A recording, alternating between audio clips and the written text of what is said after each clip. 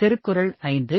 இருள்சேர் இருவினையும் சேரா இறைவன் பொருள்சேர் புகழ் புரிந்தார் மாட்டில் பொருள் இறைவனை உண்மையோடு போற்றும் நற்பண்பு உடையவர்களை இருள் போன்ற பாவங்கள் இருவினை சூழ முடியாது. கதை நல்லதேசை நல்லது நடக்கும். கிருஷ்ணபுரத்தில் வசித்து ஒரு மனிதர் பரமன் மிகவும் நேர்மையானவராகவும் இறைபக்தியுடன் வாழ்ந்தவராகவும் இருந்தார். அவர் எப்போதும் மற்றவர்களுக்கு உதவிக் கொண்டே இருப்பார். ஆனால் அவரது வாழ்க்கை எளிதானதாக இருக்கவில்லை. பல சோதனைகள் வந்தாலும் அவர் தன் நேர்மையை இழக்கவில்லை. ஒருநாள் அவருடைய நண்பன் ரகுவரன் கேட்டான், நீ எவ்வளவு நேர்மையாக இருந்தாலும் இன்னும் பல பிரச்சனைகளை சந்திக்கிறாயே, இதற்கெல்லாம் காரணம் என்ன? பரமன் மென்மையாக சிரித்துவிட்டு சொன்னார், இறைவன் என் மனதை நேர்மையாக வைத்திருக்கிறார்.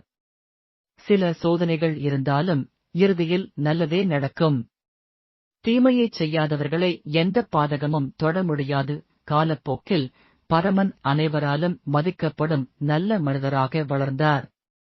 அவருக்கு நல்ல சந்ததி கிடைத்தது, சமூகத்தில் உயர்ந்த மரியாதை கிடைத்தது, மேலும் மனநிறைவு மிகுந்த வாழ்க்கை அமைந்தது. கதை வாழ்வியல் போதனை நல்லதை செய்பவர்களை எந்த தீமையும் பாதிக்க முடியாது. இறைவன் மீது முழு நம்பிக்கையுடன் இருப்பவர்களுக்கு வாழ்க்கையில் நல்லதே நடக்கும். நேர்மை பண்பு இறைபக்தி கொண்டவர்களுக்கு உண்மையான மகிழ்ச்சி கிடைக்கும்.